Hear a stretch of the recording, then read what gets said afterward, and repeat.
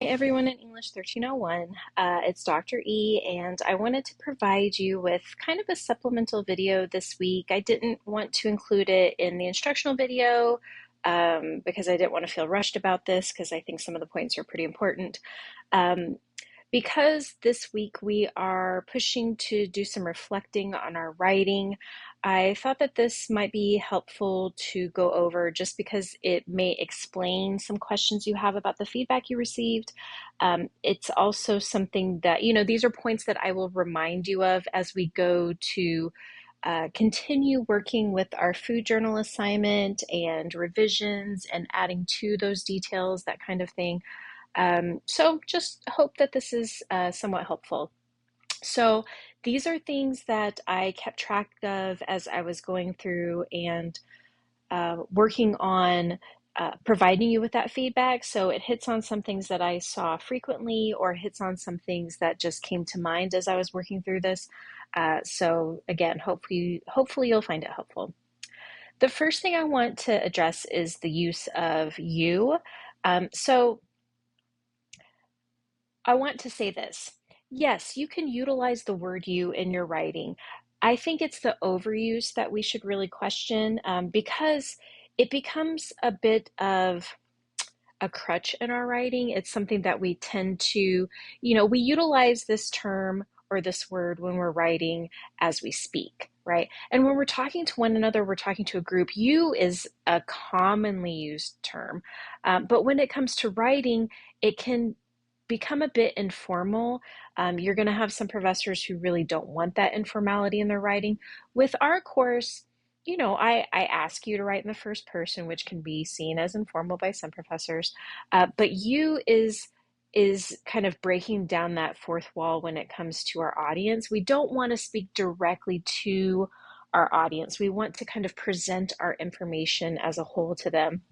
And what I really want you to focus on is that sometimes when we're utilizing the word you, we are avoiding writing about ourselves, right? So I want you to write about your own experiences, your own food ideas, your own food cultures, and not speak directly to the audience because that can kind of derail our ideas.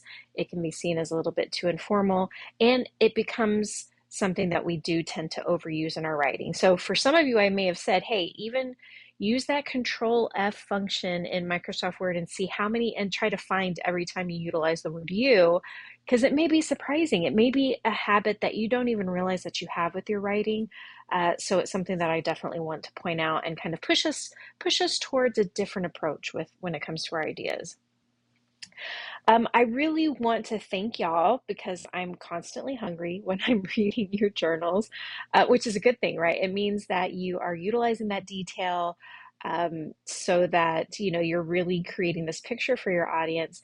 And I also want that to kind of push you to see where you can add more. Where are there areas where you can add a bit more detail?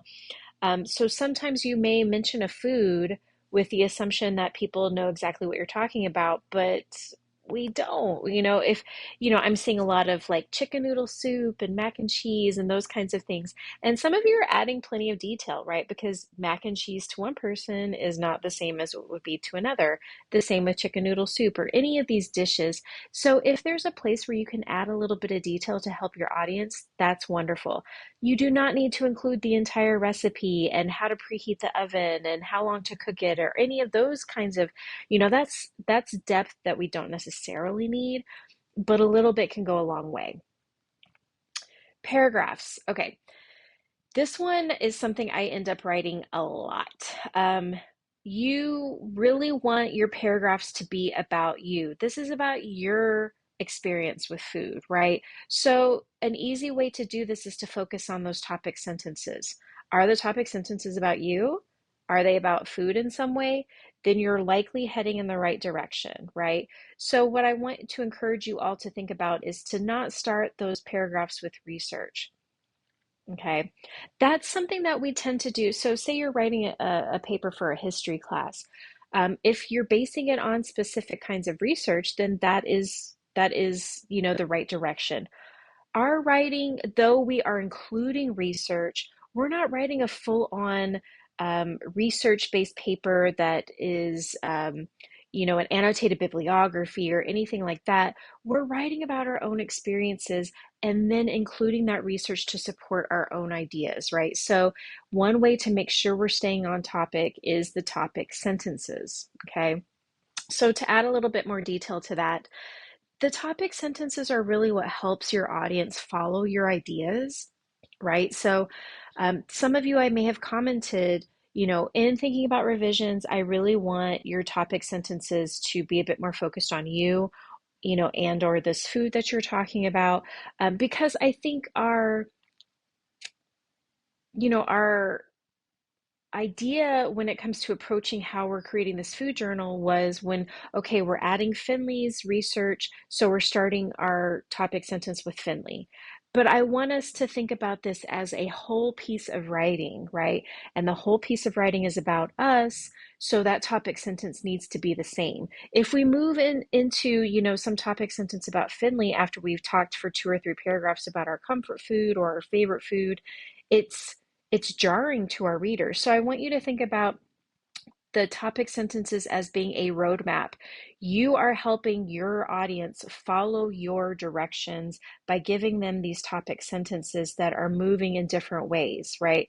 And they help keep you organized, right? So some of you may have had one paragraph that was off in this direction, another paragraph off in this direction. One way to help you stay organized is to make sure that each of those topic sentences are about you and food in some way, shape, or form, right? Then you can add depth in the body of those paragraphs. So in some way, in some places, I'll say something like push your ideas. And that may be a little bit, that just seems kind of vague or confusing. So one thing to think about is to just add because, sorry, dog's barking, to the end of your sentences. And that just, it requires you to add a bit more detail. It requires you to, as I'm saying here, push your ideas, right? And I really want you to think about your audience. You know, envision an audience that doesn't know you, that doesn't know our course, right? So give detail that provides them with enough information that they can follow your ideas without stopping to ask questions every so often along the way, okay? The next thing is formatting. Now, y'all, this is, I think, something I comment on the most, which is a little frustrating, right? Because we have the blank templates that you can utilize, right? This is what your paper should look like. It's so boring. It's MLA, right? Everything looks the same. Everything's the same font. The spacing between everything is the same. There's no extra space before the title, after the title, nothing. Okay. So make sure that yours looks like this. If you are choosing not to utilize the template, I want to kind of ask why. Like, let me know why so that I can help problem solve, right? If, is it because you don't have the version of Word that you need? Well, you have access to that as a student, right? Is it because you're just opening up Google Docs and utilizing that? Well, you can use the Google Docs version of the template. So we can problem solve to make sure that have the formatting, because y'all, this is the first thing I see when I open your work. So it's giving that first impression, right? Make sure you're spelling names correctly. And I would suggest you spell, my name correctly. In addition to Finley, it's not finally, right? So when we're typing, we're not necessarily, paying the closest attention to these things. But when we're going through and revising and editing, try to catch some of those. Use the template, indent all paragraphs. Every paragraph needs to be indented. There are no spaces between any paragraphs. Like I said, it is boring. If this document were single spaced, it would be all smushed together. There are no spaces anywhere between these lines, okay? There's a 1-inch margin on the left-hand side, so all the lines on the left-hand side are lined up aside from the indentations, but all on the right-hand side are not. That means it's left justified. Like I said, is boring, but you got to do it, right? So for research, don't assume your audience understands quotes or information you're sharing. So, one quote I see a lot because it's a very powerful quote in Finley's text is food is the problem and food is the solution. Well, if you add that to a paragraph, you need to share what Finley's talking about. Like, our audience has no idea what he means by the problem and the solution. The problem to what? The solution to what? We need to provide some context. Not only does that help ensure that we are being ethical about including research in our writing, it just helps ensure that they are not only understanding Finley's ideas, but then making those connections with your own ideas, right? They can't follow your ideas about Finley if they're not understanding at the root of it what Finley's ideas are. Introduce your research. Give credit for your research, right? Explain the choices you make. So if you've chosen this quote, what does it mean? Why is it relevant? How does it directly connect to your ideas? And this is why a lot of times um, I'll say that research based paragraphs that include research are going to be longer paragraphs than just basic because you need to take time to introduce your research, introduce your quote, explain your quote. That's a couple of extra sentences per paragraph just to help ensure that your audience is following your ideas and understanding that. Okay. I need you to understand also what common knowledge is, right? And this doesn't necessarily come up a lot, but it's enough that it requires an explanation. So MLA requires anything that's outside of what we would consider common knowledge to be cited. So common knowledge is something that any regular person would know, right? So my example is always going to be Christmas. Everybody, whether you are a Christian, whether you celebrate Christmas or not, no matter who you are, at least in the United States for the most part, you understand that December 25th is a holiday that is called Christmas. You don't need to cite that because it's common knowledge. But anything that includes dates, so if you talk about Hawaii became the 50th state in 1959. Not everybody knows that. That needs a citation. Okay. If you talk about statistics, if you talk about, you know, um, a majority or, 70% of the Earth's, 70% of the Earth is covered in water. Those kinds of things need citations because not every person may know it. Yeah, a lot of people might know it, but that's not considered common knowledge. Okay. Quotes. Spell source names correctly. I've already mentioned that. Assume your readers need some context for any quotes, so avoid just dropping quotes into paragraphs. Give context. Do not start or end paragraphs with quotes. And that goes back to those topic sentences. Start with information about you. Um, if you end your paragraphs with quotes, that's not leaving space for any kind of explanation or context either. And be accurate with your quotes. Y'all, there have been numerous occasions in this class and others where I'm reading a quote that's supposed to be Finley, and I've never seen this quote before. I go and I look at Finley's transcript, I look at Finley's talk, and this quote may be somewhat close to something he says, but it is not a word for word quote. Y'all, that is considered plagiarism because you are misquoting somebody. And it leads me to believe that AI may have been involved because that's what's called a hallucination. That is something that doesn't exist, but that AI can create and make it appear as though it is correct. Please be careful.